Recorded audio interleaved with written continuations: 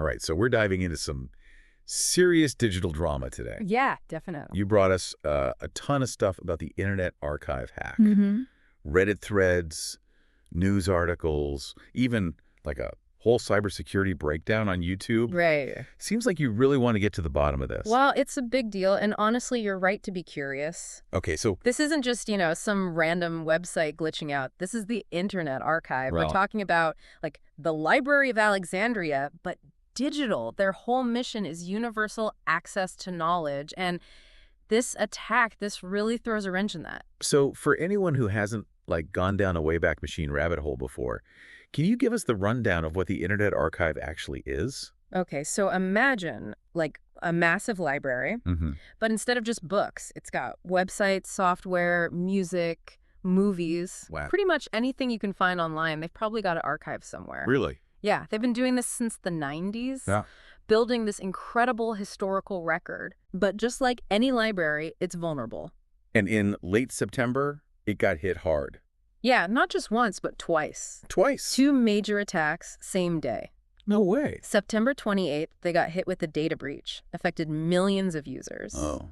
And on top of that, a DDoS attack that basically shut the whole site down for a while. So it's like somebody broke in and set off the fire alarm at the same time? Exactly. The news articles you sent, like that one from Bleeping Computer, they made it clear this was serious. No, absolutely. We're talking, what, 31 million user accounts? 31 million usernames, emails, bcrypt hashed passwords. Bcrypt thing. Yeah. Which we'll definitely get into that more in a bit. I will, yeah. But before we go there, you said there was also that DDoS attack. Right, a DDoS attack.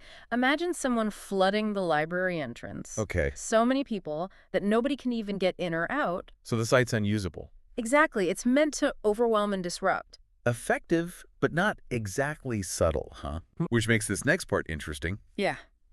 Somebody actually claimed responsibility for the DDoS attack. They did. Really? This group, pro-Palestinian hacktivist group called Black Meta, Okay.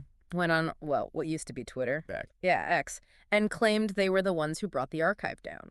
And their reasoning was? It was. Complicated? I read through some of that. It seemed like their logic was basically, America supports Israel, the archive is American, therefore it's fair game.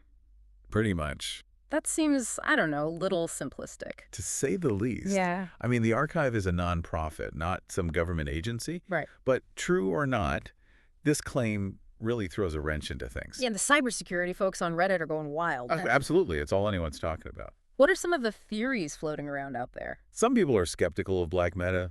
They don't think those guys are capable of this. Really? Yeah, their past activities haven't exactly been super sophisticated. Others think it's misdirection, a way to cover the tracks of whoever actually did the data breach. So we've got one group claiming the DDoS attack, but the data breach is still a mystery. Exactly. Intriguing. It is. Was it the disgruntled copyright holder? Oh, right, because of all those lawsuits. Exactly. Or maybe a nation-state actor trying to, erase history. Wow. Or even, and this is a long shot, but some people are saying, maybe an inside job to expose security flaws. An inside job. Now, that would be something else. Right. This whole thing is like something out of a movie. This is crazy. But, okay, before we go full conspiracy theory here, Right. let's talk about why this matters.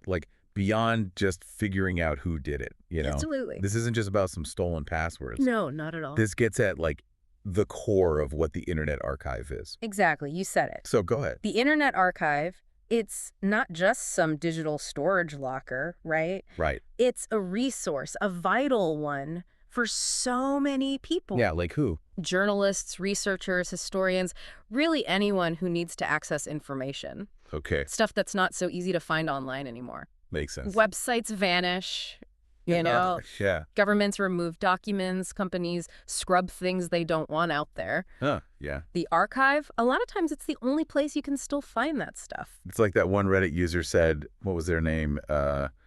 Cripple2493. Something like that. Yeah. They were saying they relied on the archive for their whole PhD thesis. There you go. Exactly. What if that stuff just disappeared? That's the thing. Yeah. This attack, it brings up these huge questions. Like what? About academic freedom, right? Okay. Freedom of information, censorship even. Okay. What if someone, targeted the archive on purpose? To, change history. To manipulate the historical record. Would we even know? That's the scary part. We might never know. And Speaking of manipulation, some people on Reddit were talking about those lawsuits the archive has going on. Right. Could those be connected to the hack at all? It's possible. What lawsuits? Fill me in. Okay, so the archive has this digital lending program, lets people borrow ebooks, basically. I've used that. It's pretty cool. Right. But some publishers, they're not happy about it. Why not? They're claiming copyright infringement. Oh, right. It's this whole debate about, digital ownership and lending. Yes, yeah. Does the internet change how those things work? Makes you think. Totally. And, I mean, we're speculating here. Sure, of course. But some people think this attack, it could be tied to those lawsuits somehow. Like to discredit the archive. Exactly. Yeah. Damage your reputation, cause chaos, that kind of thing. Stirring the pot. Exactly. Okay, but before we get too lost in all that, Yeah. let's talk about this bcrypt thing that everyone's freaking out about. Oh, right. Yeah. We said we'd get into it. We did. So break it down for me. Bcrypt, it's a hashing algorithm. Oh, wow. Hashing algorithm. Okay. In English. Basically, it's like a super secret code. Okay. You take your password, turns it into something totally unreadable. Like gibberish. Exactly. Yeah. Just a jumbled mess of letters and numbers. So even if the hackers have that jumbled mess, Right. they can't actually read the passwords. That's the goal. It's like, imagine trying to put together one of those million-piece puzzles, Oh, gosh. but with no picture to help you. Brutal. That does make me feel a little better. Good, good. But you said that's the goal, so there's still a chance they could crack them. There's always a chance, especially if the bcrypt, if it wasn't set up right. How do you mean? There's this thing called salting. Salting? Like salt and pepper? Kind of. It's like, imagine adding a secret ingredient to each puzzle. Okay. Something random, unique. Yeah. Makes it even harder to crack. So even with the right puzzle pieces, if you don't know the secret ingredient, you're still screwed. Exactly. So the data breach is bad, obviously. Of course.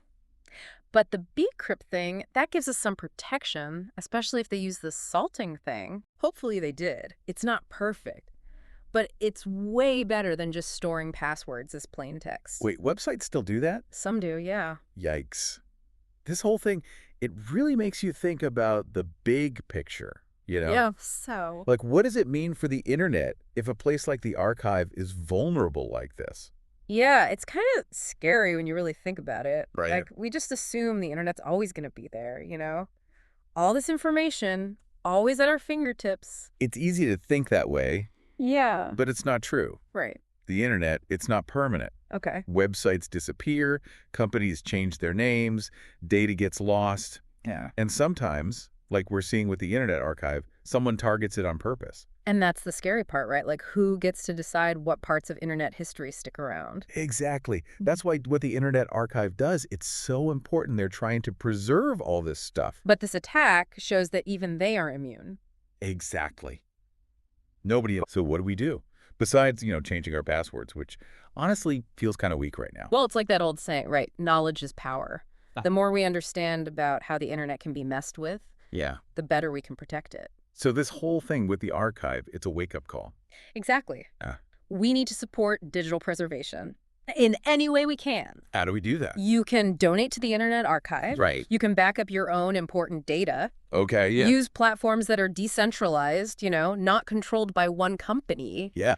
Even just being more mindful about saving stuff. It's like you're creating your own little archive, right? Exactly. I saw somebody on Reddit talking about how they download articles and videos, things they don't want to lose. Smart. Yeah.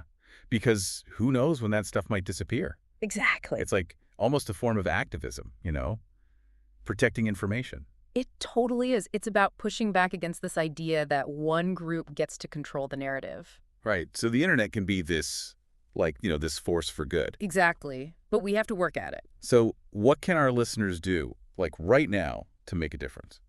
Think about it. What websites do you use every day? What information do you rely on?